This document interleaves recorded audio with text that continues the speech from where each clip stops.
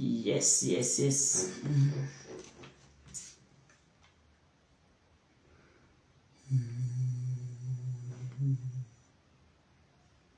Mwamba mwenye imara, kwako nitajificha, maji hayana damu yaliyotoka humu, hunisafi na dhambi, hunifanya mshindi kwa kazi zote pia.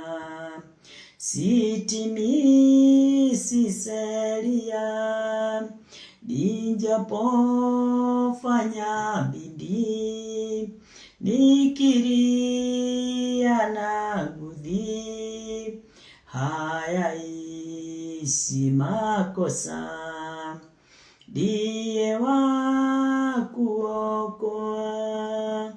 Sina cha mkononi, na kwenda kaburini, nipapo mbinguni, na kumwona enzini. Roho yangu na iwe lani mwako wewe, mwamba mwenye imara, kwako nitajificha, maji hayana dhambi, muache yaliyotoka humu, hunisafi na damu, hunifanya mshindi. Haleluya, Bwana asifiwe. Nashukuru Bwana ni kwa sababu ya nafasi amenipa asubuhi ya leo, ndio tuweze kuzungumza pamoja nawe katika neema hii ya Kristo Yesu. Kibali chake ni cha ajabu, kwa sababu wakati anapotukirimia hiyo na kibali kama hiki, anataka tufanye kazi yake, na sio sisi tufanye kazi yake sisi wenyewe kwa kupenda kwetu. Tukubali aweze kutuongoza. Neema yake ni kubwa na ni nyingi mno kwa wote wale waaminio. Bwana asifiwe. Kwa hivyo ni kwa neema sisi tumeokolewa, na ni kwa neema sisi tumepokea utukufu, ushindi, neema kama hii ya kukaa katika uweza wake. So si mwingine ni Apostle Lydia, nimekuja ndio tuweze kuzungumza neno la Bwana, sababu neno la Bwana ndio nguvu, ndio uwezo, ndio mamlaka. Siku ya leo nataka kuzungumzia juu ya in Christ we are once saved and always saved. Wote wale walio ndani ya Kristo, wote wale wameokolewa na wako ndani ya Kristo, kwa sababu kuokolewa ni njia mbili. Kuna kuokolewa nje ya Kristo na kuna kuokolewa ndani ya Kristo. Sasa ninanena kuhusu wale wameokolewa kupitia damu, kupitia kazi ya Kristo Yesu. Wale wameokolewa kupitia kazi ya Kristo Yesu. Ndani ya Kristo hakuna kitu ama jambo linaweza watoa katika mkono wake. Ni once saved, always saved. Waliokolewa mara moja na wataishi katika ule wokovu mara moja. Lakini wakati wote. Kwa hivyo katika wokovu wa Kristo hakuna kujaribu. Wokovu unaoitwa wokovu wa Kristo haunaga kujaribu. ndani ya wokovu wa Kristo sisi tunaishi. Twaishi ndani yake. Twaishi katika ule wokovu milele. Bwana asifiwe. Ni katika umilele wake sisi tumeokolewa. So, ninashukuru Bwana sana na ninamtukuza Bwana Mungu wetu kwa uwezo wake, kwa nguvu zake, kwa mamlaka yake, yale ametupa, yale ametuonyesha na yale atakaye yatimiza yote wakati wowote sisi tuko katika nafasi hii ya wokovu wake. Sawa? Natengeneza kitu kidogo hapa na ninajua kila jambo litakuwa katika usawa wake. Nataka kuomba. Wacha tuombe. Bwana wetu Yesu Kristo, ninakuinua na ninakutukuza. Nasema wastahili sifa na utukufu. Wewe ndiye mwenye nguvu, mwenye neema na mwenye mamlaka. Asanti ni kwa sababu katika uwezo wako Bwana sisi tutenda kazi yako. Katika uzima wako Bwana sisi tumesimama kulingana na vile Bwana Jehova Jireh wewe mwenyewe umetusimamisha. Asanti ni kwa sababu asubuhi ya leo si na nguvu zangu wala uwezo wangu, hekima yangu ni bure. Kwa kila kitu kitokanao nami ni bure, lakini kwa kutegemea Roho wako Mtakatifu Kristo Yesu katika kazi yako, yote yanawezekana kwa mwanadamu na yote yanatambulika kwa uwezo wote na kwa mamlaka yote katika wewe Kristo. Ninakutukuza wewe Bwana Mungu wangu, ni kwa sababu Mfalme uliniita na ukanichagua katika miongoni mwa watu wengi. Umenituma katika kazi yako, katika ukweli ulio ndani ya neno lako, katika ukweli ulio ndani ya Kristo Yesu. Unanena ndani yangu ndio niweze kufikishia watu wako wote kwa wingi na kwa uwezo. Asante ni kwa sababu ya Roho Mtakatifu. Asante ni kwa sababu Bwana Jehova Jireh ya ushuhuda ule umetia ndani yangu. Asante ni kwa sababu ya ushindi Bwana Jehova Jireh ule unafanya kazi ndani yangu Mfalme.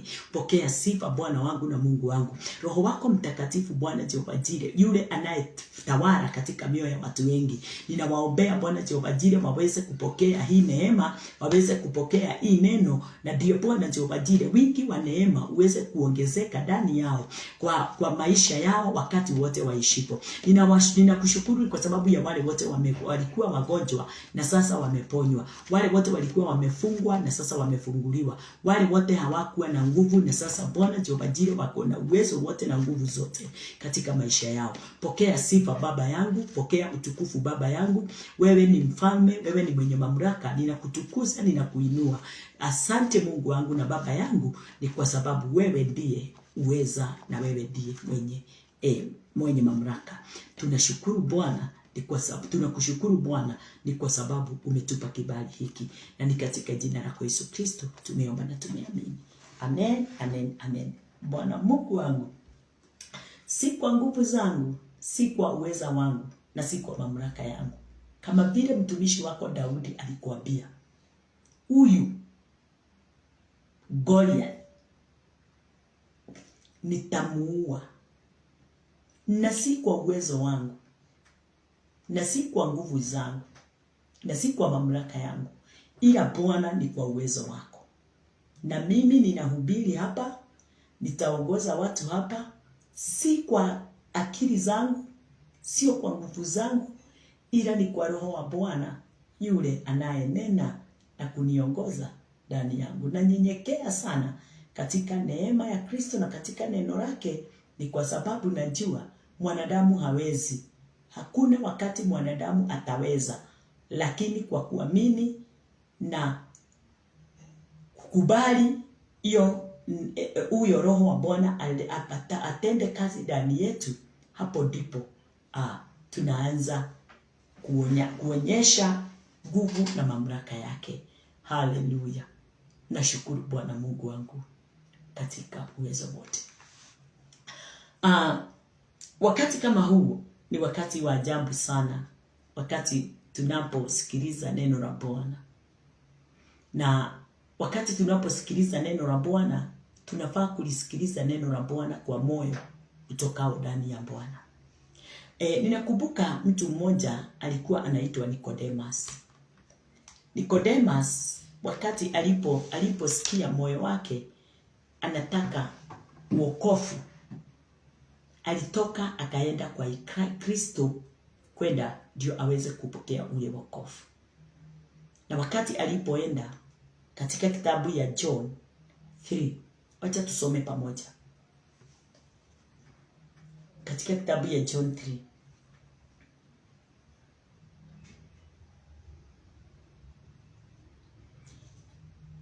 John 3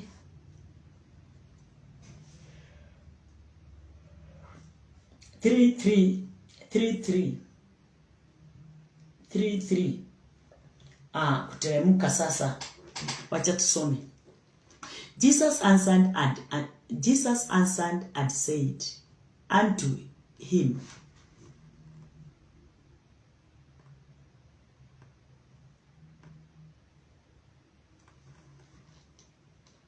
wacha nianzie 3:1. And there was a man of the Pharisees named Nicodemus, a ruler of the Jews. The same came to Jesus by night and said unto him, Rabbi, we know that thou art a teacher come from God, for no man can do these miracles that thou doest except God to be with him. Number 3. Jesus answered and said unto him, Verily, verily, I say unto thee, except a man be born again, he cannot see the kingdom of God. Number 4. Nicodemus said unto him, How can a man be born when he is old? Can he enter the second time into his mother's womb and be born? Number 5. Jesus answered, Verily, verily, I say unto thee, except a man be born of water and of the Spirit, he cannot enter into the kingdom of God. Number 6. That which is born of flesh is flesh, and that which is born of the Spirit is spirit. Number 7. Marvel not that I said unto thee, you must be born again. Number 8. The wind bloweth where it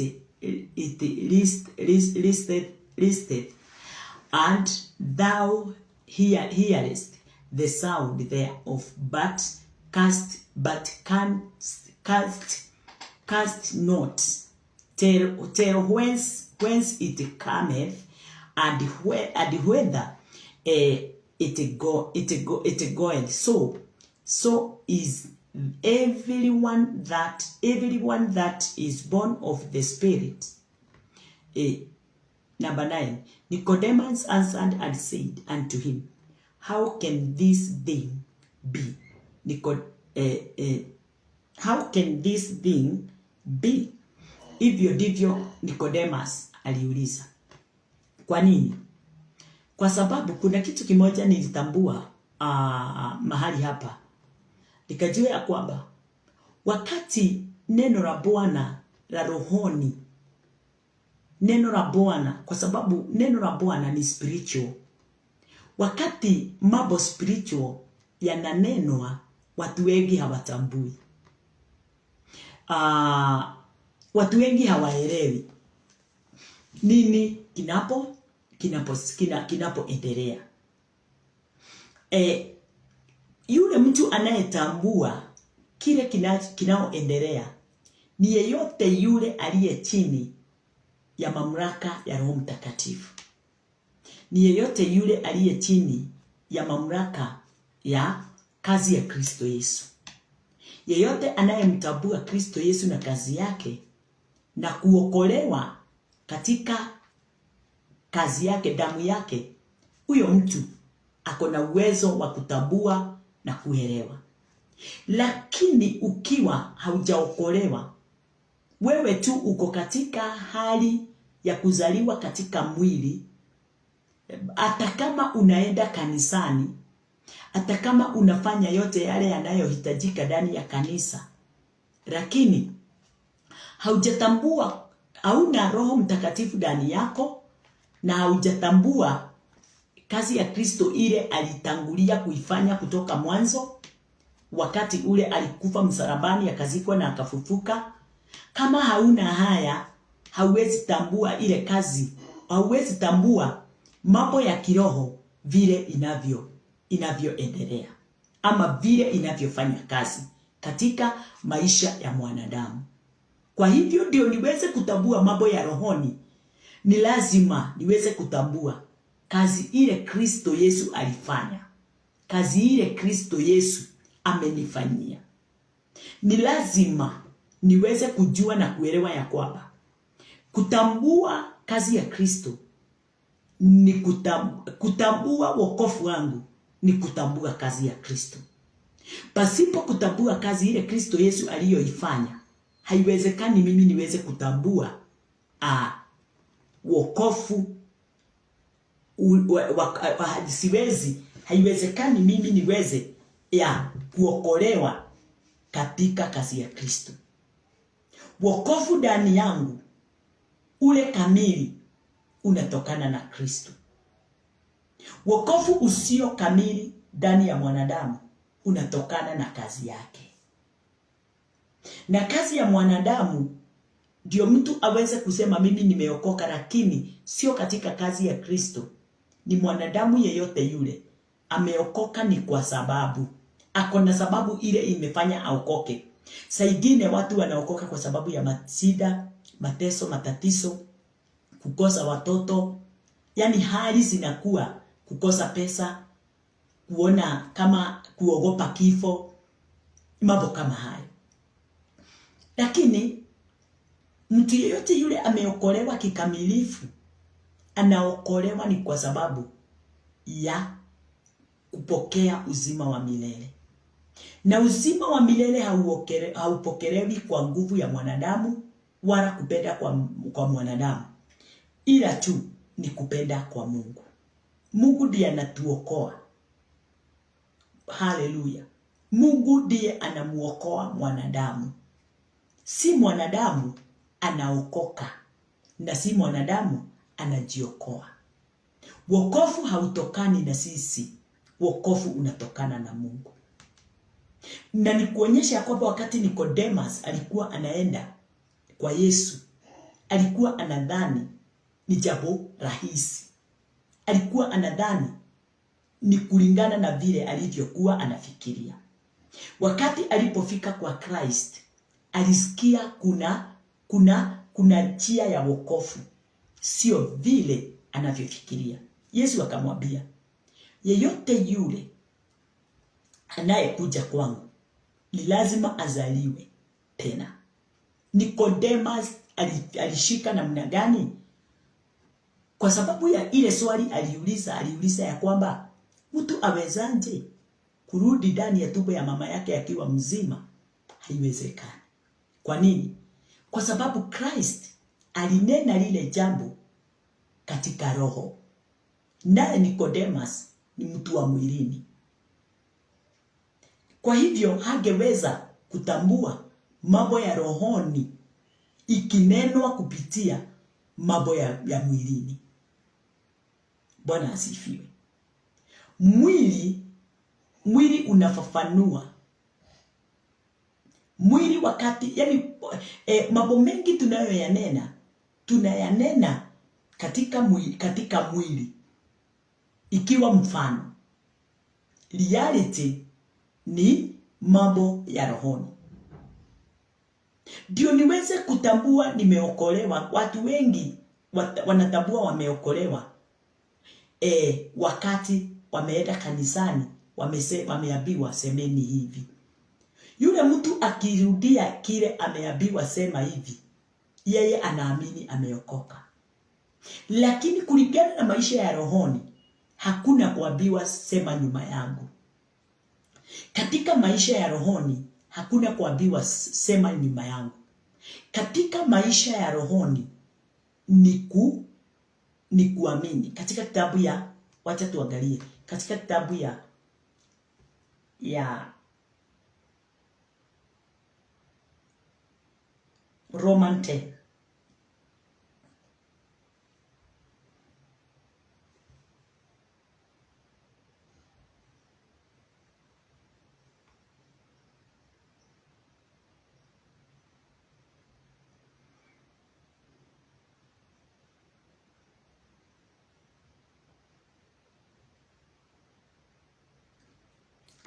Katika mstari wa 8 inasema, but what said it?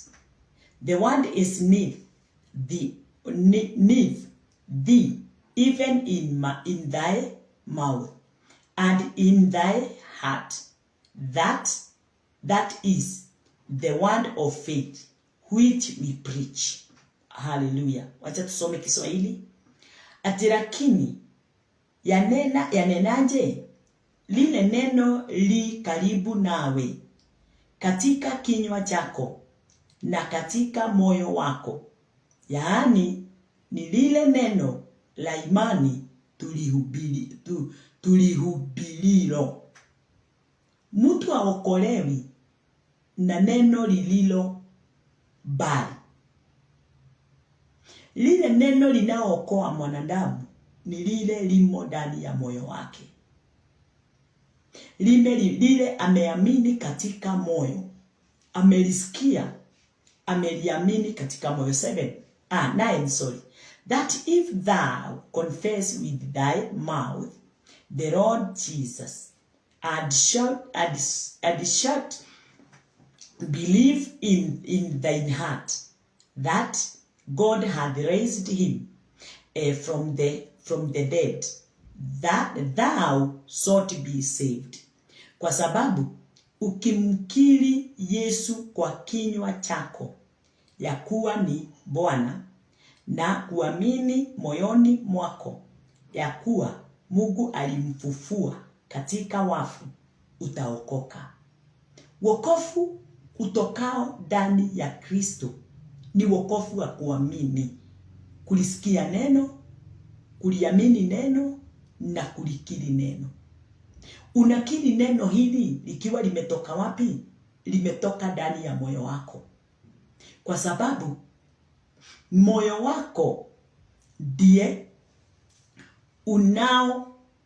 yani ukiamini neno la Bwana katika moyo wako, una uwezo wa kulihubiri, una uwezo wa kulikiri. Na wakati unapolikiri, utafanya mtu mwingine naye alisikie, aliamini na alikiri. Bwana asifiwe. Kwa hivyo njia moja ya kutambua nimeokolewa kikamilifu, once saved and always saved, ni kujua ya kwamba neno lile ninalo linena, neno lile ninalo limo ndani ya moyo wangu, si kulisikia tu, si kuliona tu, ila nimeliamini. Kufufuliwa ni kuamini jambo lisilo unalifanya kama liko. Sababu yenyewe mimi sijakufa. Mimi sijakufa wakati Kristo alikufa, lakini ameniambia niamini. Kwa hivyo ninaamini kitu kile siko ndani yake, lakini nimeamini niko ndani yake. Yesu Kristo ndiye alikufa msalabani, na akasema yeyote yule atakaye amini hiyo kazi ameifanya katika msalaba, yeye atakuwa amekufa pamoja naye, amesikwa pamoja naye, na amefufuka pamoja naye. Sasa watu wengi wanadhani kifo kile Yesu ananena juu yake ni kifo ya msalaba kamili. ni kifo kile mtu anakufa anasikwa. Hapana. Kifo hiki Yesu anapokinena juu yake ni kifo. Wewe haukufi. Wewe haufi, but unaamini hivyo amefanya imefanyika kwako. Iyo kuamini kitu hakiko na unakiamini kama kiko, iyo ndio kufa pamoja naye kutokana na kifo chake. Umekufa, umeamini kitu yenye hakiko. Umeamini kitu chenye hakiko na kinafanyika direct, sababu umeshaamini. Sio kufa, umekufa ukazikwa ati ungojee siku 3 ufufuke. Ni kuamini hivyo amefanya imefanyika kwangu. Hivyo alifanya ilifanyika kwangu. Aliifanya kabla ya mimi kuzaliwa. Ilifanyika kabla ya msingi wa ulimwengu. Yeye aliokoa mwanadamu kabla ya msingi wa ulimwengu. Mimi sikuwa nimezaliwa. Nimekuta kazi imefanywa. Mimi kazi yangu naambiwa tu niamini. Amini hivyo ilifanyika, imekufanyikia. Na mimi nikaamini vile ilifanyika, imenifanyikia. Na kwa hivyo nimekufa pamoja naye, nimezikwa pamoja naye, na nimefufuka pamoja naye. Na akaniambia niamini ya kwamba mahali alipo katika mkono wa Bwana, right hand of God, hapo alipo nami hapo ndipo nipo. Tutasoma katika kitabu ya Ephesians. Wacha kwanza nimsome hii. For with the heart man believeth. For with the heart man believeth unto righteousness. For with the heart man believeth unto righteousness. And with the mouth confession is made unto salvation. Kwa maana kwa moyo mtu huamini hata kupata haki, na kwa kinywa hukiri hata kupata wokovu. Wokovu ninapata kwa sababu nimekiri. Nimekiri nini? Lile neno nilipo lisikia. Kwa maana kwa moyo mtu huamini hata kupata haki. Ninapata haki ni kuamini. Mimi sijaona hiyo haki. Mimi sijajua hiyo haki. Lakini kupitia kuamini kule, ate nimepokea haki, ninaipokea mara moja. Haki ya nani? Haki ya Kristo Yesu. Kupitia nini? Kufa kwake, kuzikwa kwake na kufufuka kwake. Ninaamini nimepokea haki. Haleluya. Na kwa kinywa hukiri. Na ninakiri ya kwamba nimepokea haki. Na ukiniuliza hiyo haki inakaaje, mimi sijui. Lakini nimeambiwa niseme hivyo. Petro wakati alipokuwa katika bahari, Yesu akamwambia, weka nyavu yako mahali pale deep. Petro akasema, mwalimu, nimelala mahali hapa. Hapa ndipo tu nilikuwa ninaweka nyavu yangu. Lakini na sijapata kitu usiku mzima. Lakini kwa sababu umesema. Yeye aliingia kama a foolish man. Aliingia kama mpumbavu. Kwa sababu kuna mtu amesema. Kwa sababu kuna mtu anamuongoza. Bwana asifiwe. Petro akaingiza nyavu yake. Na wakati alipoingiza nyavu yake, samaki sikawa nyingi kupita akili zao, kupita mawazo yao, mpaka zikaanza kukatakata nyavu yao. Kwa wingi ule ulikuwapo. Samaki hawajawahi shika ama pokea wakati hapo bereni. Siku hiyo na walilala hapo, hawakupokea kitu. Wakati Christ alikuja morning, akawaambia warudi hapo tu. waweze kuweka nyavu yao, wakapata zaidi ya mawazo yao. Ni kitu haieleweki, hakitabuliki. Wewe unataka kutambua kila kitu katika maisha ya kiroho vile inafanyika, utakufa kama haujawahi. Utakuwa kama Nicodemus, yule aliondokea Yesu badala ya kutaka kujua sana deeply, aje nizaliwe tena, nitazaliwa aje. Hata kama Yesu aliweza kumwambia, hakutambua. Sababu ni mambo ya rohoni na wewe unaiwaza kimwili. Watu wengi wanaigiria Christ wakisema Yesu hivi nini. Sababu hawajui mambo ya kiroho.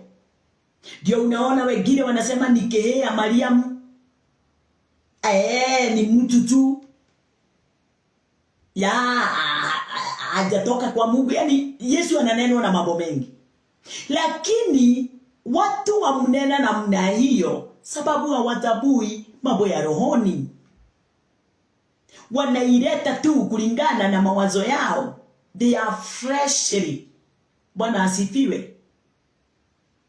Wanatumia umwili, wanatumia akili zao, wanatumia vile wanavyoona, vile wanavyosikia. Hawatabui yale yamefichwa kupitia mambo hayo ya umwili. Hawatabui. So judgment yao ni ya kimwili tu. Tuko pamoja watu wa Mungu? Ndio tuweze kufika katika nafasi ya kutambua. Ni lazima tuweze kuamini kazi ya Kristo. Tuamini yeye aliyemtuma na tuamini yeye aliyetumwa. Na haya yote haiaminiki kwa mtu wa mwilini. Inaaminika kwa mtu aliye wa rohoni. In the Old Testament, from Genesis to Malachi, watu wale waliokuwa wakati huo hawakutambua jambo lolote la rohoni. Walinena kumhusu yeye, nani? Christ, but hawakutambua wanayenena juu yake. Neno linasema ya kwamba hata manabii walitamani sana, hata malaika wenyewe walitamani sana kutambua na kuelewa ni nani wanayenena juu yake, lakini hawakuelewa. Mpaka wakati ule ulikuwa umewekwa Yesu aweze kuja. Na wakati amekuja nyakati zetu, nyakati ya Old Testament, the Israelites wakati huo wote Old Testament hawakutambua Christ, hawakumuona Christ, hawakumsikia Christ, hawakumwamini Christ. Wakati wetu neno linatuambia wakati Yesu alipokuja, hapo ndipo mwanzo wa imani ulianzia. Yeye ndiye alikuja kufikisha sheria na kazi yake yote ya kutoamini mwisho. Lakini wakati ule alipokuja, kazi ya imani ikaanzia mahali pale. Na watu wakaingizwa katika imani ndio waweze kuokolewa kikamilifu katika Kristo, kulingana na mpango uliokuwa ndani ya moyo wa Mungu mwenyewe. Na hiyo mpango wake ulikuwa unatimizwa na nani? Na Christ. Na hiyo timizo Christ alikuja kutimiza ni ile tulisikia promise, ile ilikuja kwa Abraham. But wakati ilipokuwa mkononi mwa Abraham, haikutabulika na watu. Haikutabulika. ilitambulika wakati Christ alipokuja katika ulimwengu na akafanya nini? Na akaanza kazi yake ya kufa kifo cha msalaba. Bwana asifiwe. Ndio aweze kutimiza promise, kwa sababu promise ilikuwa imefichwa katika death, burial and resurrection ya Christ. Bwana asifiwe. Mimi sijapokea promise through Abraham. Kweli ilielezewa ama ilipeanwa kwa Abraham, but haikutambulika na haikutimiza kazi yake wakati wa Abraham.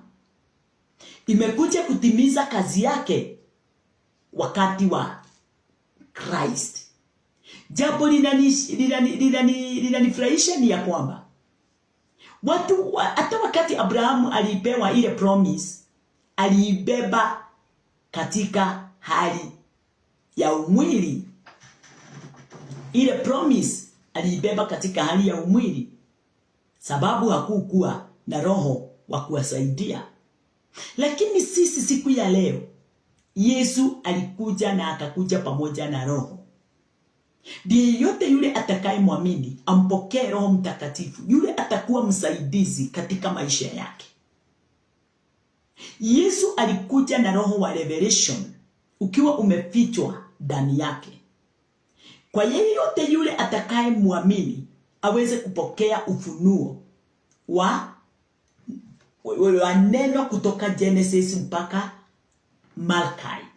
Sababu ufunuo ule ulikuja na Yesu uko from act to revelation. Na act to revelation ndio imetafsiri Old Testament from Genesis to Malachi plus Matthew to John. Ndani ya kitabu ya Matthew to John ilikuwa na promise. Ilikuwa na promise, lakini haikuwa kazi yake imeanza. Kwa nini? Sababu kazi ya Kristo ilianza wakati alipokufa. Promise ilianza kutenda kazi yake wakati ule alipokufa na akazikwa, na siku ya tatu akafufuka. Kazi ya Kristo ikaanza kupokelewa na watu wote. Tukaanza kupokea uzima uliokuwa ndani ya Kristo wakati ule alipofufuka. Nimepokea uzima ndani ya Kristo kwa ufufuo wake. Na uzima uliokuwa umefichwa ndani ya Kristo ni wa umilele. Tukipokea uzima ule ndani ya Kristo, hakuna kufa. Watu ni kulala watalala. Yesu alienda kumwamusa mtu anaitwa Lazarus, mfano wa vile sisi tutakaye kufa. Bwana asifiwe. Lakini roho ndani yetu ataishi milele. Mwili ndiye utalala, lakini uzima ulio ndani yetu utaishi milele. Mwili utalala na urudi katika mahali pake, but roho aliye ndani, uzima ulio ndani yangu utadumu milele. Kwa hivyo mimi sina kifo ninaye goja niweze kufa, but mwili utaweza kumalizwa ama kumezwa na mwili wa ndani. Bwana asifiwe. Haleluya. Tulikuwa wapi? Tulikuwa hapa katika kitabu ya Roman 10. Roman 10 na tumesoma mpaka 10. Wacha tusome 11. For the scripture said, whosoever believe on him shall not be ashamed. Yeyote yule atakaye amini yeye hata aibishwa. For there is no yeyote yule, yani kwa sababu Mungu hachagui uwe Jew, uwe Greek, uwe maskini, uwe tajiri, uwe kabila gani. Ukiamini hakuna kitu chochote kitaweza kukudhuru. Na hautatahayarika kamwe hivi. Bwana asifiwe. Na wakati ninasema sitatahayarika, mimi siongei juu ya kutahayarika ama ati sitaibika hapa ulimwenguni. Sana sana mimi kwangu ninanena kwa kusaidiwa na Roho wa Bwana. Sitaibika mbele zake. Wakati wowote niko katika ulimwengu na wakati nitakuwa mbinguni, sitaibika, sababu yeye ndiye nitamkiri. Nitakiri jina lake. Nitahubiri jina lake. Jina lake halina aibu. Jina lake halina yani kunihusunisa. Halinihusunishi kamwe. Limejaa uwezo na nguvu. Umilele ulio ndani ya lile jina utanifanya mimi katika umilele wangu wote nikae katika amani, furaha. Bwana asifiwe. Wale wote wamefichwa ndani ya Kristo, hakuna wakati wataaibika na hakuna wakati watakufa. Kama vile Kristo anavyoishi milele, hata wao wataishi. Bwana asifiwe. Sababu waliamini, walikufa pamoja naye, wakazikwa pamoja naye, na wamefufuka pamoja naye. So, katika kazi ya mwilini wametoka katika kazi ya mwilini. Wamefunguliwa katika kazi ya mwilini. Maisha yao ya beleni sio kama vile sasa walivyo leo. Hapana. Wakati walipokuwa hawajaamini, wakati nilipokuwa sijaamini, sio vile nilivyo siku ya leo. Leo niko katika katika level ingine. Nimepandishwa, nimeinuliwa, nimefufuliwa. Bwana asifiwe. Nimebatizwa, nimezaliwa mara ya pili. Nimezaliwa tena, na si kwa kurudi katika tumbo ya mama yangu. Sio kwa sababu nilibatizwa, hapana, na maji, hapana. Ni kwa sababu nimeamini. Kuamini ni kuzaliwa. Wakati tunapoamini hiyo kazi ya Kristo Yesu, wakati tumeamini kufa, kuzikwa na kufufuka, hiyo ndio tena kuzaliwa mara ya pili, kuzaliwa tena. Nimezaliwa tena katika roho yangu. Nimebadilishwa vile nilivyokuwa hapo beleni kabla sijaamini kazi ya Kristo. Wakati nimeamini sasa, sio vile nilivyo. I'm a new creature in Christ Jesus. Mwathani arogocwo. Yale yote nilikuwa ninahesabiwa kuwa dhambi imeondolewa. Sasa mimi nimefika kuwa kiumbe kipya, kiumbe kingine. Ya kale yameondoka, mapya sasa yatokao katika imani ya neno la Bwana ndio inatenda kazi ndani yangu. Katika kitabu ya Ephesians kuna mstari pale ningetaka kuangalia nione vile unavyonena. Ya?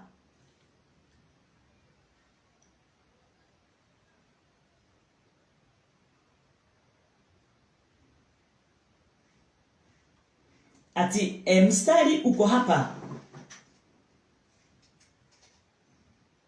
Ati zamani zile, hiyo ndio nilikuwa hapo. Kabla sijapokea kufa, kuzikwa na kufufuka kwa Kristo. Zamani zile. Ya? Kwamba zamani zile mlikuwa hamna Kristo. Yes. Ephesians 2:12. Ephesians 2:12. Ati zamani zile mlikuwa hamna Kristo, mumefarakana na jamii ya Israeli, wageni wasio na wageni wasio na maagano ya ahadi ile. Mlikuwa hamna tumaini, hamna Mungu duniani. Bwana asifiwe. Wakati ule si hatukuwa tumeamini kazi ya Kristo, kufa, kuzikwa na kufufuka. Na ninarudia hapo sana, sababu hapo ndipo key ya mimi na wewe kuokolewa. Mimi na wewe kuwa na citizenship ya heaven. Mimi na wewe kuwekwa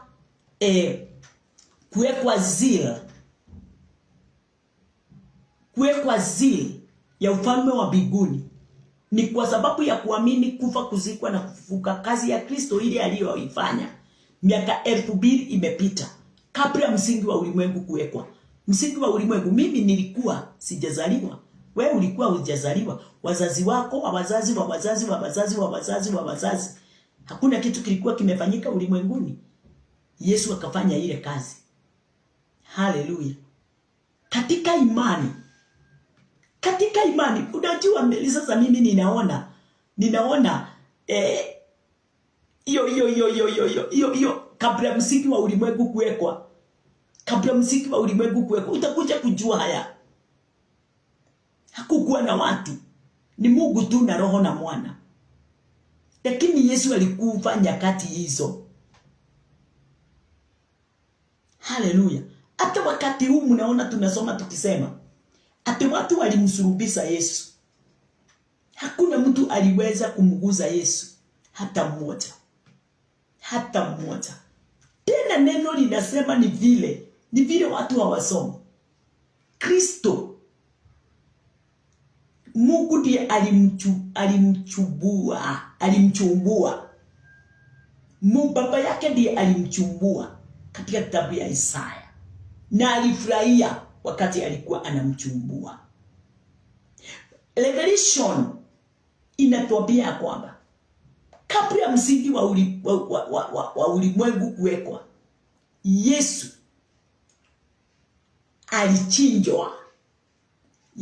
alichinjwa. Hiyo ni Revelation. Haleluya. Alikufa nyakati hizo. Lakini kwa sababu ya mawazo ya watu na kutosoma Biblia, wanaona saa hii, wanaona juzi, na wanaona kitoto tu, Christ Jesus kitoto. Hawajui hata kabla msingi wa ulimwengu kuwekwa alikuwako. Na ndiye ashuke hapa ulimwenguni, alishuka akiwa Mungu. Alikufa akiwa Mungu.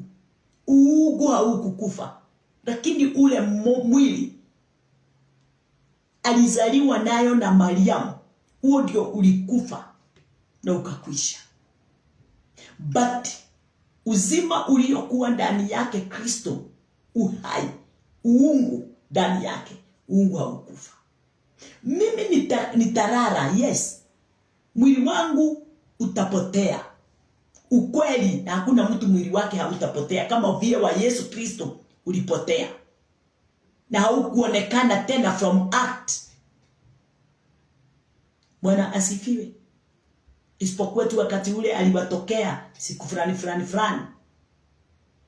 Wakati alipoenda kabisa, mwili wake haukuonekana tena. Hakuwatokea watu na mwili tena mpaka wa leo. Bwana asifiwe. Sasa tunamsikia katika ulimwengu wa kiroho. Tunamsikia rohoni. Tunamuona rohoni katika neno lake likituzungumzia na kutuambia yale yaliyofanyika nyakati hizo hatukuwako. Yale Mungu aliyoyawaza nyakati hizo ulimwengu haukuwa umewekwa. Bwana asifiwe. Kwa hivyo tulikuwa watu hatukuwa mbele wala nyuma. Tulikuwa watu hatukuwa na tumaini. Tulikuwa watu tuliokuwa hatuko ndani ya Kristo. hatukuwa tunajua Christ. Tulikuwa tumefarakana na jamii ya Waisraeli, wageni wasio wa maagano ya ahadi. Hatukuwa watu wa ahadi. Ahadi inaingilia wapi? Ahadi inaingililia wakati tumeamini kazi ya Kristo, kufa, kuzikwa na kufufuka kwake. Na hapo ndipo tunafika katika nafasi na kiwango ya kwamba wakati tumemwamini, kifo kinaondolewa. Kifo kinaondolewa. Dhambi inaondolewa. Mauti inaondolewa. Sasa tunabaki tu watu walio na uzima tele ndani ya Kristo Yesu. Haleluya, Bwana asifiwe. Yeye mwokozi wetu Kristo Yesu,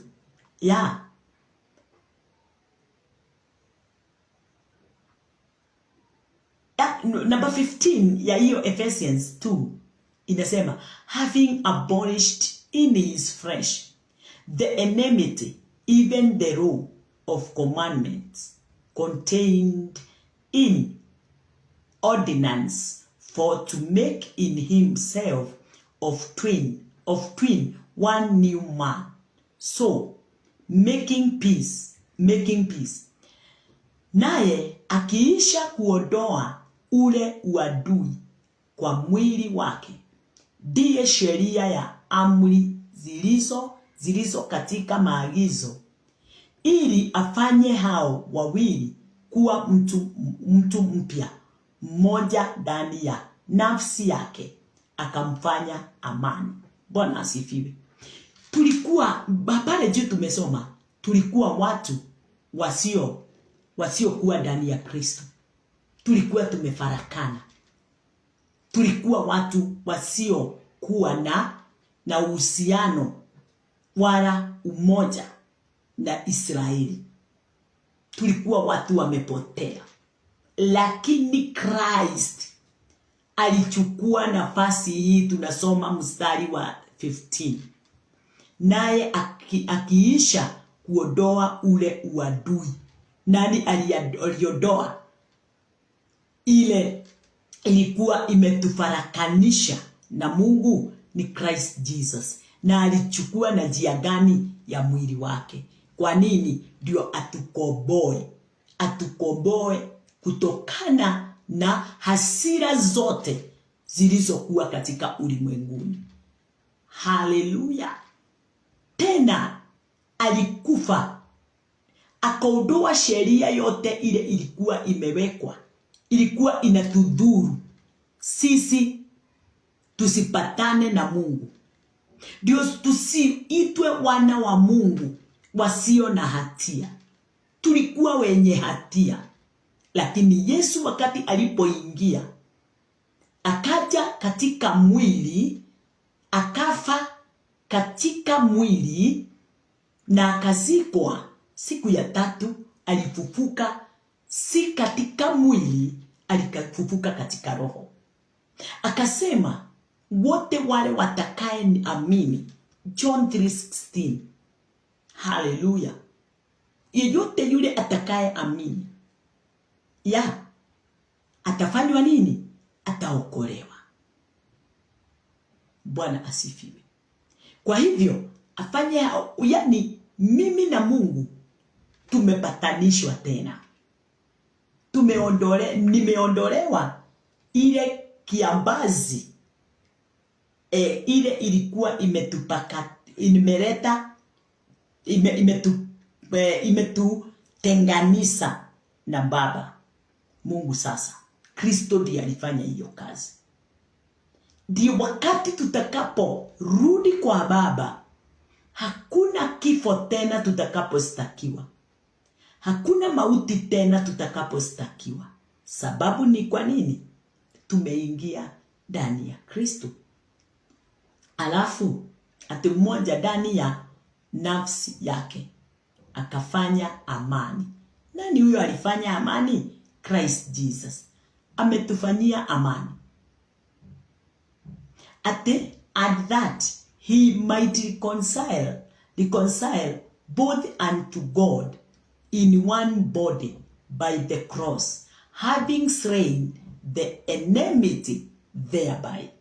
Akawapatanisha wote wawili na Mungu katika mwili mmoja kwa njia ya msalaba, akiisha kuufisha ule uadui kwa huo msalaba.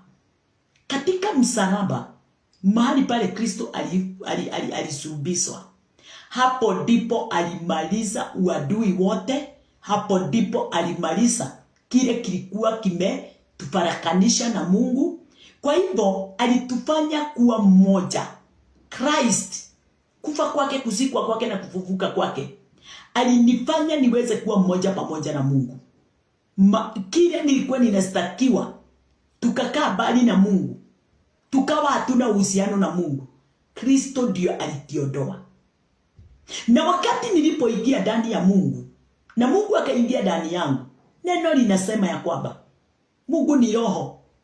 Mimi nimefanyika mtu wa rohoni, na mtu wa rohoni hafi, sababu mwili ndio unakufa, na mwili ukiondoka hauna kifo tena. Ulikufa ukabaki kuwa mtu wa rohoni. Ni kitu ni complicated kuelewa na kutambua na kuamini vile ninasema. Kwa sababu saa hii nikisema mimi ni mtu wa rohoni, mwili ulikufa pamoja na Kristo, watu wa mwilini hawawezi jua ninasema nini. Na ndio Nicodemus aliweza kushindwa, namna gani unasema nini? Nani anaweza rudi katika tumbo ya mama yake aweze kuzaliwa tena? No giga nirejiga no ujigana gugera ku. Andũ aingĩ matimenyaga ni tondu maya ni maundu mahithe, na matiukaga na njira ya kuona kana kuhutia. Haikuji na njia ya kuguza wala kuona, ila ni imani. Bwana asifiwe. Na hii kitu ya imani ilikujaje katika ulimwengu? Inatuzaa mara ya pili na mnanga, tunazalika mara ya pili na mnangani. Hii jambo inafanya tuweze kuondokewa na dhambi na mauti na mnangani. Tena inafanya tuweze kurudi ndani ya Mungu na Mungu ndani yetu na mnangani. Na mna hii, and came and preached peace to you which were far off, and to them that were near. Ati akaja akahubiri amani. Watu hawakuwa na amani, watu hawakuwa na furaha. Kile kilikuwa kinalia ndani yao ni kifo.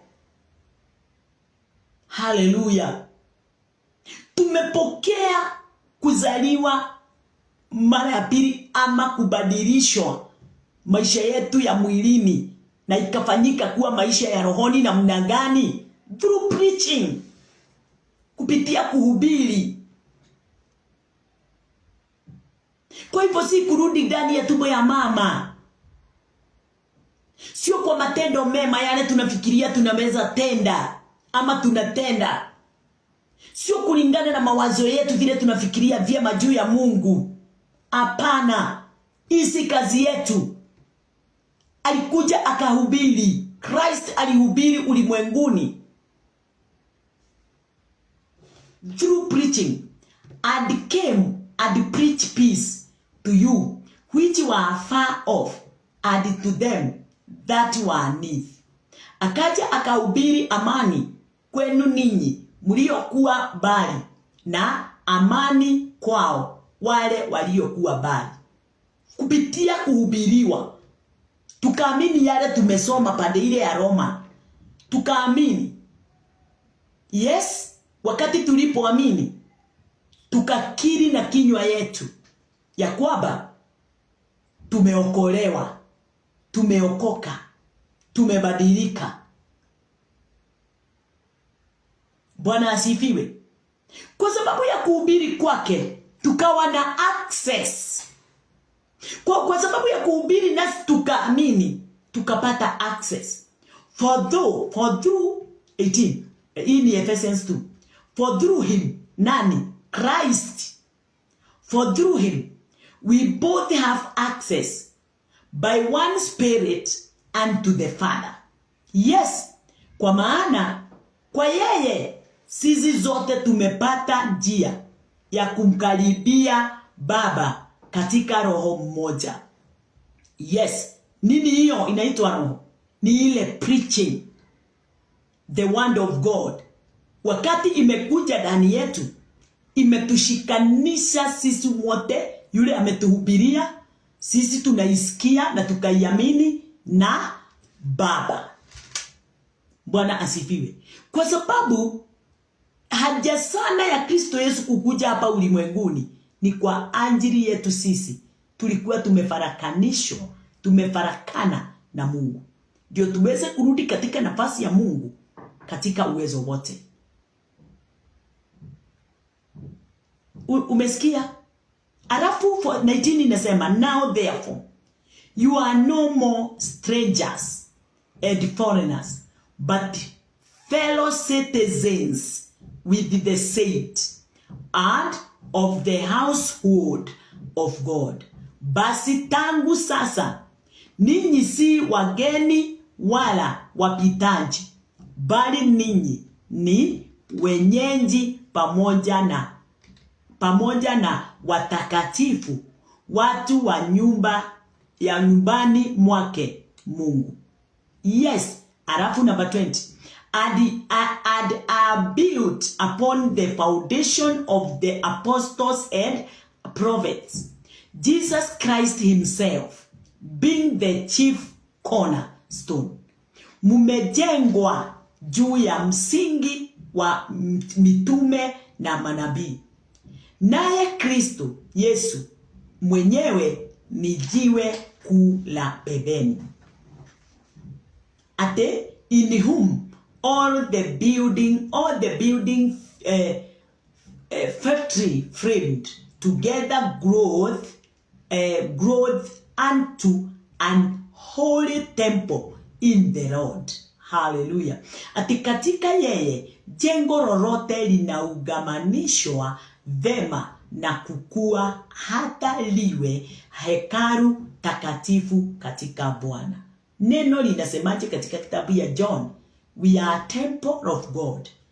Kwa hivyo wakati ule tumeamini kazi hiyo ya Kristo Yesu, tunafanyika a temple, nyumba ya Mungu. Tunafanyika saints, watakatifu katika Bwana. Bwana asifiwe. Hallelujah.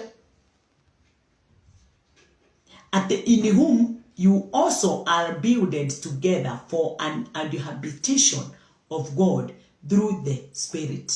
Ati katika yeye ninyi nanyi mnajengwa pamoja kuwa maskani ya Mungu katika Roho. Tumejengwa.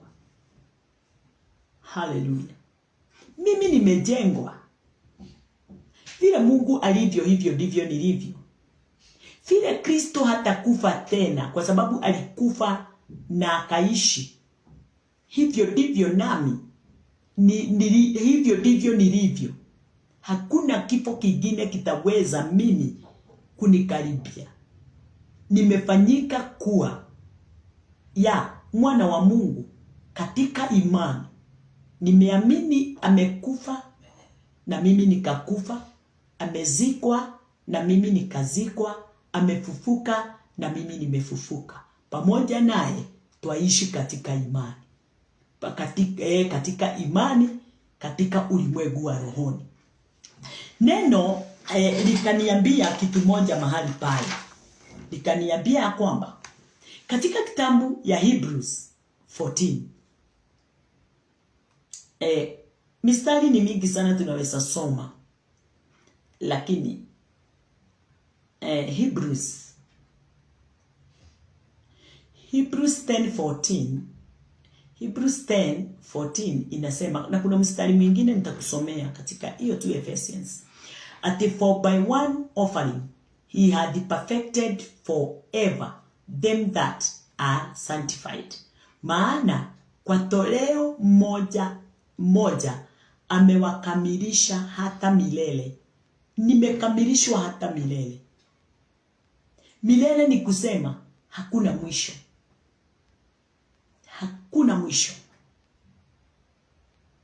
Nitaishi pamoja na Mungu, pamoja na Roho, pamoja na Mwana, kama vile wameishi na wataiendelea na kuishi milele. Hivi ndivyo nami nitakapoishi. Sababu kifo kile kilikuwa kinifikishe mwisho kiliondolewa kwa kuamini yale yaliyofanyika pale msalabani katika Kristo. Ati inasema ya kwamba maana kwa toleo moja amewakamilisha hata milele hao wanaotakaswa. Bwana asifiwe. Tukirudi kidogo, kuna mstari mmoja sikusoma katika Ephesians 2. Wacha nikuambie uko wapi. Ephesians 2.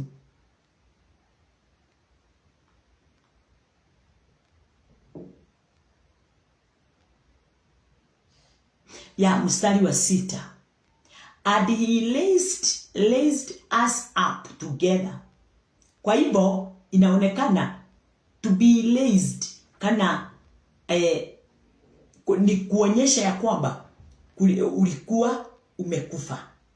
Ni kama vile alienda kwa Lazaro akamwambia Lazaro toka. Lazaro alikuwa mfu, akatoka katika kaburi yake. Hakutoka akiwa Lazaro wa kwanza. Lazaro wa kwanza alikuwa amekwisha kabisa. Alifufuka alikiwa Lazaro mwingine. Lazaro, unajua, wakati tuseme kama Lazaro alikuwa maraya, kama Lazaro alikuwa na alikuwa mwenye dhambi tayari wakati alikuwa amekufa. But wakati alifufuka, kwa sababu alikuwa na tamaa, saa ingine alikuwa mwizi, saa ingine alikuwa mkorofi, saa ingine alikuwa mgonjwa. Wakati aliamka katika kile kifo, alikufa akiwa hana dhambi ile alikuwa anastakiwa mbeleni, sababu ilikufa. Hana wizi, kwa sababu wizi ilikufa. Hana tamaa, kwa sababu tamaa ilikufa. Alifufuka akiwa kiumbe kingine kipya. Hakina chochote kile kingestakiwa, sababu kile kilikuwa mwilini mwake wakati ule alikuwa katika fresh, katika mwili wa ukawaida, kilikufa pamoja na yeye na kikaondoka. Bwana asifiwe. So wakati aliamka akiwa mwingine mpya. Hana dhambi, hana makosa, hana tamaa, hana wizi, hana chochote. Sababu yule amemfufua hana hizo zote. Alimfufua akawa kiumbe kingine kipya. Kwa hivyo alifufuka akiwa mpya, kiumbe kipya. Bwana asifiwe. Sasa hapa mstari huu unasema, and had raised us up together and made us sit together in heavenly places in Christ Jesus. Akatufufua pamoja naye, akatuketisha pamoja naye katika ulimwengu wa roho katika Kristo Yesu. Huu ni mstari ni complicated kwa watu wale wanaosikia leo, wale hawanja amini hiyo kazi ya Kristo. Sababu mstari huu uratwira atia agituriukia hamwe nake. Tatiga ndio thomera Gikuyu ni wega muno. Uruga atiriri na Gikuyu, katika kitabu ya Ephesians.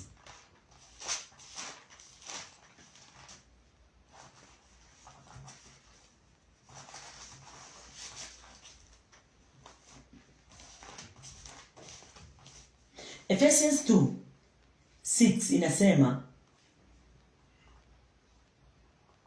2:6 atena agĩtũriũkanĩria hamwe nake agĩtũikaria hamwe nake kũrĩa igũrũ twĩ thĩinĩ wa Kristo Jesu.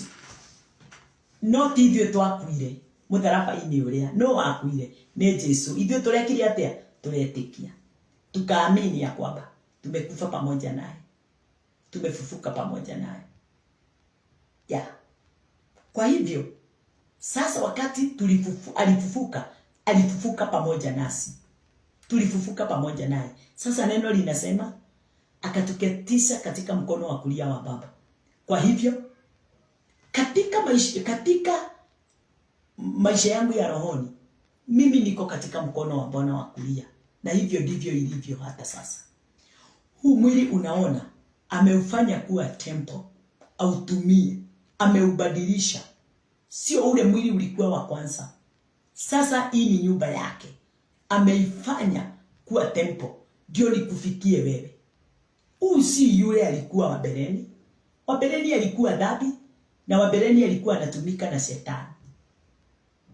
Wabeleni alikuwa kiongozi wake ni Shetani. Yes. Na ndio tulisoma pale chini tukaona tulikuwa tumefarakanishwa. Tulikuwa watu waliobarika sana na Mungu. Lakini tumeletwa karibu sasa. Kuletwa karibu sasa, tuko katika mkono wa Bwana wa kulia pamoja na Christ. Sasa wakati ule alinifufua, wakati ule tulifufuka pamoja, alinifanya mimi kuwa chumba chake. Ananitumia nikufikishia ujumbe. Batibeleni nilikuwa ninafanya kazi ya Shetani. Nilikuwa ninafanya ujumbe wote nilikuwa nao haukuwa na msingi wa uungu.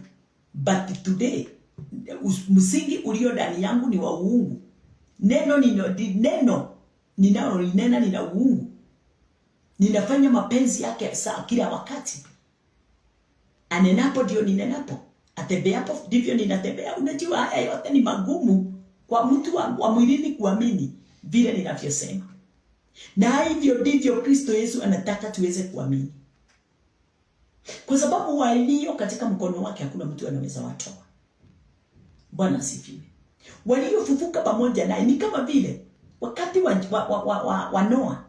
Wale wote na ujue wale wote waliingia katika ile Noah's Ark walikuwa wenye dhambi. Wote walioingia ndani ya hiyo ark walikuwa wenye dhambi, isipokuwa tu Noah. Noah alikuwa amepewa neema. Noah tu ndiye alikuwa na neema. Hao wengine wote walikuwa wenye dhambi. Na miaka 120 aliyoihubiri, watu walikataa kuingia. Wakati ule judgment iliwafikia, walitamani sana waingie ndani ya Sabina, lakini hawakuweza. Wale walio ndani walikuwa tu wenye dhambi, but waliokolewa. Kwa nini? Kwa sababu wao waliingia ndani ya Sabina. Hatuingii ndani ya Sabina ama ndani ya Kristo kwa sababu sisi ni wema. Tunaingia tu tukiwa wenye dhambi. Yesu alitukufia tukiwa wenye dhambi. Hakuna mtu alikuwa mwema ulimwenguni. Ni neema ya Bwana tumepokea kama ile ilipokelewa na Noah. Ni neema. Sio ati ulizaliwa ukiwa katika usawa. Bwana asifiwe. Yes. Yesu ndiye alitufanyia hiyo kazi. Ndio sisi wote tukawanyika kuwa wenye neema ile Kristo alikuwa ameipeana. Bwana asifiwe. Walio ndani ya Sabina, hata kama hali silikuwa baya namna gani, hawakutambua hiyo hali, but walikuwa wanasukumwa, wamepelekwa hivi na ile maji wakati walikuwa ndani ya hiyo Sabina. Hali ya si kukosa, yani kuinama kwa hiyo ark, but haikuna mahali iliingiza maji. Hakuna mahali iliingiza maji. Hakuna mahali kifo kilinena ndani ya hiyo ark. Kifo kilikuwa nje na kiliua watu wa nje. But wakati tunapoingia ndani, na ni kwa njia ya kuamini. Ni kwa njia ya kuamini. Kule Nicodemus alishindwa kuamini. Akaenda na dhambi zake kuishi. Sababu hakutambua kuzaliwa sio kurudi katika tumbo ya mama. Ni katika imani. Haleluya, Bwana asifiwe. Na mimi katika imani sasa hivi ninakunenea. Niko katika mkono wa Bwana wa kulia. Yesu alinipeleka pale. Niko ndani yake. Anafanya kazi ndani yangu. Ananitumia kulingana na vile anataka. Na ndivyo anafanya saa hii. Mstari wa mwisho nataka kusoma katika kitabu ya John. Na hii inanifurahisha sana na inanitia nguvu katika maisha yangu. John 10:28. John 10:28 inasema, and I gave unto them eternal life. Yesu ametupa eternal life. Wakati alifufuka, kwa wote wale walioamini, alimewapa eternal life. And they shall never perish. Amesema never. And shall never perish. Neither shall any man pluck them out of my hand. Hakuna hata mmoja. Kama vile walio ndani ya ark, hakuna hata mmoja aliangamia akiwa ndani. Hata wanyama walikuwa ndani. Walikuwa wanatoa sauti za kila aina. Yes, lakini hakuna ilidhuru ile mnyama ule mwingine. Oh, haleluya. Hivyo ndivyo Yesu Kristo anatuambia. Ati nami nawapa uzima wa milele, wala hawatapotea kamwe, wala hakuna mtu atakaye wapokonya katika mkono wangu. Yesu akasema hakuna hata mmoja atakaye wapokonya mkononi mwa Yesu. Sisi hatutatoka hapo. Mkononi mwa Bwana wa kulia, hapo ndipo tumefichwa. Hapo ndipo tunaishi. Wakati tuliamini kufa kwake, kuzikwa kwake na kufufuka kwake, tuliamini. Na wakati tulipoamini, hapo ndipo tunaishi. Tuaishi hapo. Na hakuna atakaye tutoa pale. Gutire ona umwe ugaturuta thĩinĩ wa Kristo. Maundu mothe mariokaga magatutiga turungie. Magiciria ni megutunina, magakora ni twarugama. Wagaga na washawi makaroga na mageka maria mangi. No ria thĩinĩ wa Kristo ndari hindi agakinyirwo ni uru. Mĩrimũ ĩrĩũkaga yothe, o ithuĩ thĩinĩ wa Kristo tugakorwo no turi. Nĩ tũkũmĩigua na nĩ kũingĩra na nĩ gũtũtura, no ndĩrĩ hĩndĩ ĩgatũruta ũthamaki-inĩ wa Ngai. Ona twakoma tuthikwo, ithuĩ mĩoyo itũ ĩrĩ o ũthamaki-inĩ wa Ngai. Uzima wa Bwana u ndani yetu. Hakuna wakati tutapokonywa uzima wa Bwana. Hakuna wakati tutatolewa mkononi mwa Bwana. Hivyo ndivyo neno linasema. Kwa Kiingereza nitarudia nimalize niseme, and I give unto them eternal life, and they shall never perish, neither shall any man pluck them out of my hands. Na ndio nilisema ya kwamba watu wa Mungu kwa sababu nimemaliza ya leo, nimeimalizia. Kesho tutapatana tuone namna gani hapo pengine. Ndio ninahubiri nikisema ya kwamba walio ndani ya Kristo, wote wale walio ndani ya Kristo, in Christ we are once saved and always saved. Tuliokoka mara moja na tutaishi katika ule wokovu milele. Tuhonoketio hĩndĩ ciothe.